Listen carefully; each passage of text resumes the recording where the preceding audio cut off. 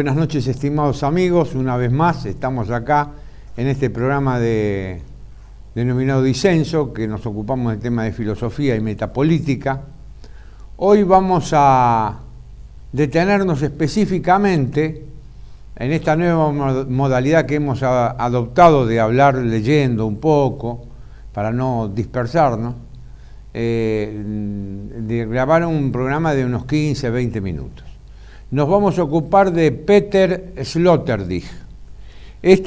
Hace unos meses, dos buenos profesores de filosofía hablaron acá en Disenso sobre Sloterdijk, pero hablaron y no lograron presentarlo del todo, porque conversaron, una conversación más distendida, una muy agradable conversación, pero los comentarios que recibí es que no había quedado, la presentación había sido muy menguada, que no se sabía cuándo había nacido, que había producido, en fin, cuántos libros, dónde enseñaba, todas esas cosas que se hacen en la presentación de un filósofo. Bueno, me puse en campaña durante este mes, un mes y pico, a leer a Sloterdijk. 2 obras nomás he leído, pero bueno, ya por lo menos podemos dar una orientación.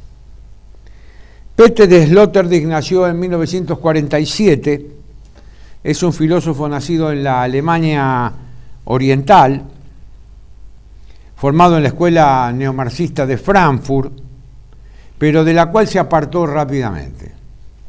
Su primera gran obra es Crítica de la razón cínica, de 1983, y comenzó a destacarse con rasgos propios a partir de una polémica que mantuvo con Jürgen Habermas, numen de dicha escuela, reflejada en un libro que vamos a comentar acá, Normas para el Parque Humano.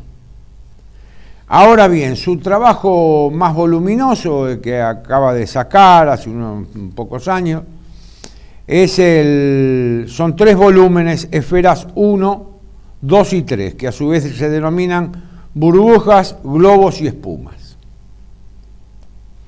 El último libro que apareció en castellano tiene un título estrambótico.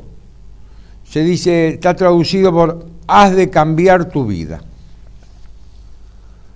Como vemos, es un autor prolífico, ¿no? Otros libros traducidos a nuestra lengua son El árbol mágico, El nacimiento del psicoanálisis en 1875, Sin salvación, tras las huellas de Heidegger, en 1991.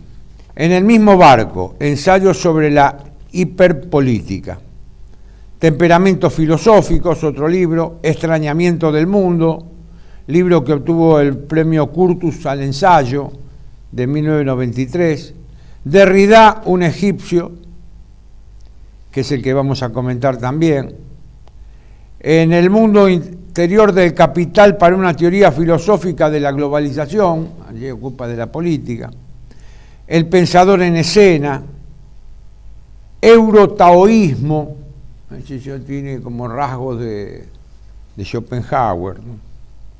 El desprecio de las masas, Temblores de aire, Experimentos con uno mismo, El sol y la muerte, Si Europa despierta, Sobre la mejora de la buena nueva, Venir al mundo, venir al lenguaje y Celo de Dios.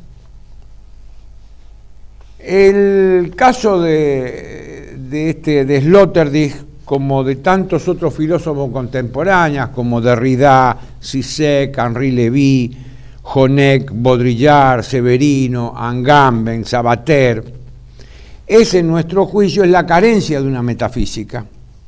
Son sutiles, ocurrentes, en algunas cosas geniales, pero toda su producción es un ir y venir lleno de confusiones y aciertos, pero es una especie de mezcolanza. No hay una línea de pensamiento, una línea metafísica, digo, bueno, estoy desarrollando estos puntos, no.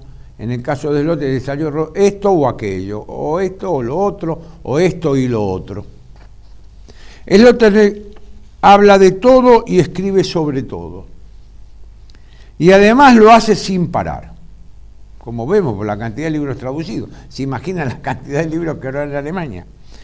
Un profesor alemán, amigo nuestro, yo le pregunté este mes que estuve estudiándolo, le escribí, me dice, es famoso en Alemania porque no hay semana que no aparezca en los diarios, como en la televisión, en la radio, y tiene sobre todo una ventaja, este Sloterdijk, es reconocido por la República Internacional de las Academias y las Universidades, lo cual le da piedra libre para desdecirse, entrar en contradicciones sin ponerse colorado.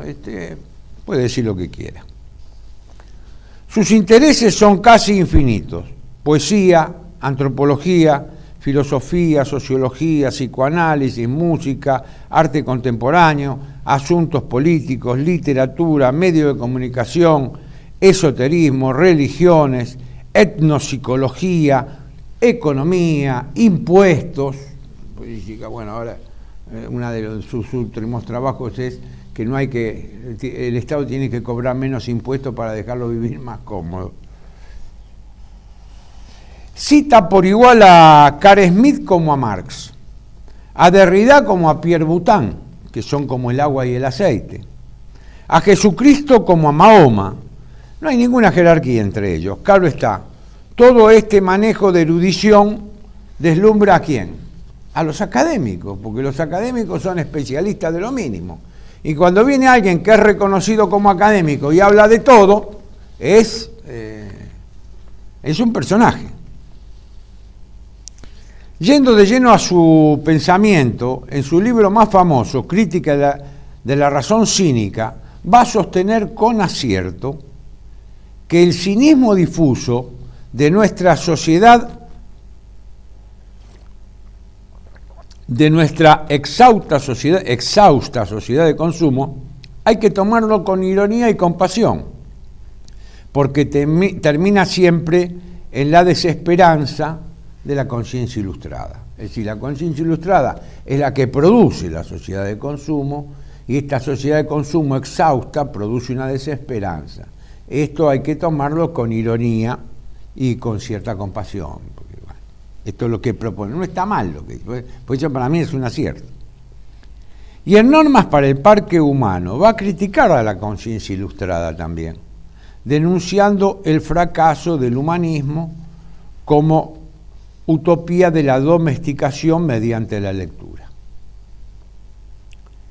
Pero por otra parte, en El extrañamiento del mundo, sostiene erróneamente que el consumo de drogas como una huida y búsqueda de un mundo que relaciona con el antiguo mundo de los chamanes, los sacerdotes brujos, y termina, Sloterdijk, con propuestas muy similares a la de nuestros orates, digo nuestro porque escriben en lengua castellana, al castellano, Antonio Medrano o Miguel Serrano, carentes absolutos de espíritu crítico y talento filosófico. En uno de los cientos de reportajes que se pueden encontrar de Sloterdijk en internet, esta vez hablando de religión con el cardenal Casper, sostiene: como yo no profeso ninguna fe, no puedo hacer la distinción entre los buenos y malos usos de la religión. Es decir, él no puede distinguir entre la religión cuando se usa para la paz de la religión cuando se usa para la guerra. Es decir, no la puede distinguir. Reniega de realizar esa actividad. Pero a renglón seguido sostiene, Casper estaba enloquecido ante semejante afirmación, y bueno, a renglón seguido sostiene Sloterdijk: yo en esta materia de religión, con el que más me identifico es con el filósofo protestante William James, donde el interés por la religión es la propia religión. En otro de sus reportajes en La Vanguardia de Barcelona afirma: el principal talento del animal humano es crear monstruos. Y Dios es uno. Somos un animal que crea monstruos. Como vemos, cualquiera que sabe filosofía lo recordará, como vemos, esto ya lo dijeron en su momento Demócrito y Epicuro, Lucrecio, que son los justificadores del ateísmo, con el lema ese famoso Timor omne fecit Deus, el temor de los hombres hace los dioses. Vamos a comenzar a comentar acá solo dos breves pero significativos trabajos de Sloterdijk. Esto me voy a ocupar, ¿no? Normas para el parque humano y Derrida, un egipcio. Normas comienza bien caracterizando al humanismo ilustrado vinculado a los humanizados no son más que la secta de los alfabetizados. Es decir, el humanismo clásico está vinculado a la escritura y a la herencia greco-latina. Este humanismo tuvo su apogeo de 1789 a 1945, sostiene Sloterdijk. Con la aparición de la radio y la televisión al final de la Segunda Guerra Mundial, terminó este humanismo y comenzó el poshumanismo, donde él se ubica. Pues las síntesis políticas culturales actuales ya no son producidas por los medios literarios o epistolares, o no son producidas ni por el sacerdote ni por el maestro, son producidas por la cultura mediática. Luego, en un segundo punto, en Notas para el Parque Humano, que acá desbarranca ya el Sloterdijk, ¿no? Comienza bien y sigue tropezándose. Luego ya desbarranca y pasa una crítica a la carta sobre el humanismo de su compatriota Martin Heidegger. En mi criterio es una crítica resentida la que lleva a cabo. Resentida en el sentido que le dio Max Scheler al término, como rencor retenido. Él tiene un rencor retenido respecto de Heidegger que lo mantiene y se nota a lo largo de toda la composición de este trabajo. Hay otro sobre Heidegger donde calculó que lo hará de goma también.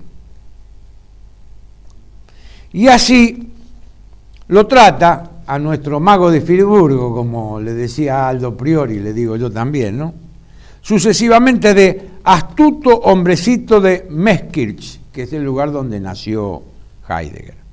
Utilizar expresiones casi histéricas, filósofo pastoral, de carácter criptocatólico, de realizar juegos pastoriles hoy del todo anacrónicos, de ignorar que el hombre surgió de los mamíferos vivíparos, es decir, de no sostener la teoría de la evolución, de desacreditadas divagaciones de Heidegger por sendas campestres y boscosas. Todo es sabido que Heidegger era un hombre de la campaña, era de la selva, le gustaba la selva negra, era un hombre del campo, vinculado al decir y al obrar de los paisanos de Alemania, ¿no? Luego de desacreditar a Heidegger y darse un zambullón en Nietzsche como para justificar su rebeldía filosófica, Sloterdijk se la agarra con Platón, al que trata de peligroso. ¿Por qué lo trata de peligroso? Pues propone en el diálogo político un único humanista absoluto, el amo real de la sociedad pastoril, junto con la planificación de las propiedades de una élite. El cuidado de los hombres por los hombres entonces queda en manos del filósofo rey o del rey filósofo. Esto para Sloterdijk es peligroso. Ojalá que nosotros pudiéramos ser filósofos y encima reyes, ¿no? Pero bueno, para él es peligroso. Pero como hoy los sabios parecen que se han retirado del movimiento humanista, que falto de su antigua pujanza, ¿dónde se hundió el movimiento humanista para él? En los archivos. El humanismo queda en los archivos. Los archivistas son los humanistas. El trabajo no saca ninguna conclusión. Estamos en un poshumanismo sin contenido. Nosotros vamos ahora a criticar estas cosas. Sostener en este escrito que Heidegger era un hombrecito porque era medio petizón, es una ofensa gratuita.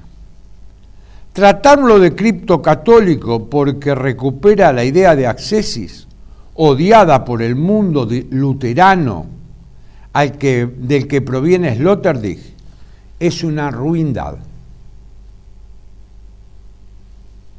Como si Heidegger fuera un católico solapado o hiciera catolicismo a escondidas. No. Lo que Sloterdijk tendría que haber hecho es agregar un párrafo o una nota al pie de página estableciendo claramente una de las distinciones fundamentales entre católicos y protestantes, como es la aceptación o no de la idea de ascetismo. Esto es lo importante. Marcar la diferencia entre católicos y protestantes, y uno de los rasgos es casualmente que los protestantes no reconocen el ascetismo. Al respecto afirmaba nuestro Leonardo Castellani, que fue un sacerdote y teólogo argentino, nacido en Reconquista, al norte de Santa Fe. El protestantismo, al rechazar el ascetismo y su punto cumbre, el celibato religioso, ha destruido la esencia del cristianismo y en este sentido no conserva más que la corteza. Bueno, vamos a una pausa y continúo.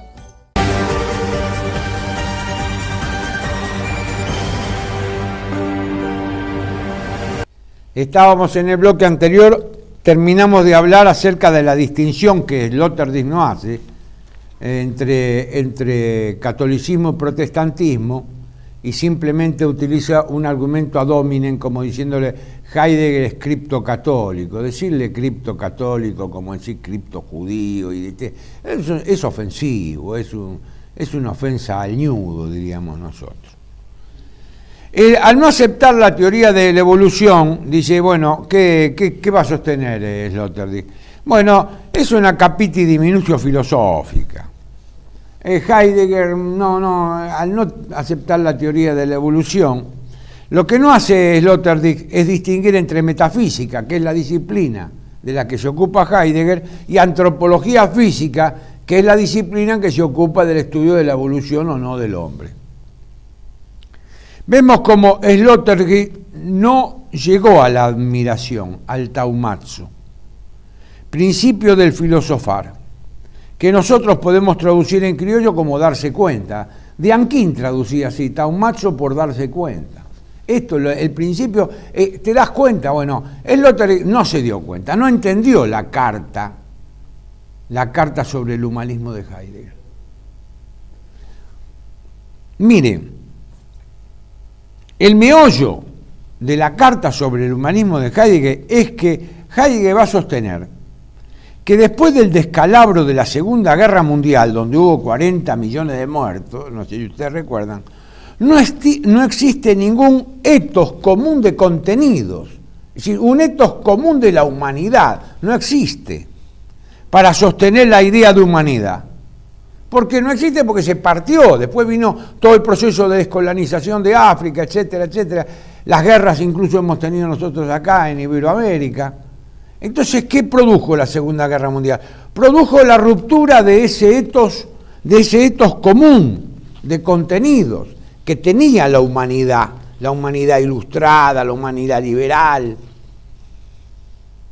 Es decir, entonces se comienzan a establecerse con mayor precisión lo que nosotros denominamos las ecúmenes, los grandes espacios de tierra habitada por gente que piensa, obra y siente más o menos de la misma manera. Por lo tanto, no podemos hablar de humanidad. Y Heidegger le dice, no se puede hablar más de humanidad. Este es el mensaje último de la Carta Humanismo. No porque Heidegger fuera un antihumanismo, no. Tenemos que hablar, ¿cómo tenemos que hablar? Tenemos que hablar sabiendo que el mundo es un pluriverso, no un universo vinculado al humanismo ilustrado europeo. Este es el asunto. Entonces, es imposible que establecer una tontería es intentar una ética mundial al estilo de Hans Kuhn, el teólogo ese protestante, católico protestante, uno no sabe bien qué es, o una ética universal en el sentido de Kant o los neocantianos, una ética así en el sentido de universal, formalista. Esto no se puede plantear. Y como hay tantos etos, el pensamiento de la diferencia y de las identidades, hay un libro incluso de Heidegger que se llama Identidad y Diferencia, que tiene que leerse en este sentido, no solo simplemente en relación el ente con el ser, sino la funcionalidad política del ente y el ser en el destino del hombre. Y solo ahí, en un pensamiento de la diferencia y de las identidades, que es donde nosotros estamos ubicados, en tanto que intentamos hacer filosofía desde América, intentamos 2 meditaciones sobre la diferencia y sobre las identidades. Incluso hay un video anterior que habla sobre las identidades, ¿no? Es la única manera que se pueda fundar una nueva manera de hacer filosofía. El resto es todo episódico. Finalmente, afirmar que desde la política y la república se habla de la comunidad de los hombres como si fuera un parque zoológico, pues se habla de las reglas de manejo del parque humano, es una arbitrariedad sin fundamento. Ni los textos, ni la historia de desarrollo de la idea de politicos y politeia justifican hablar de parque humano, no se justifica. Vamos a la segunda obra.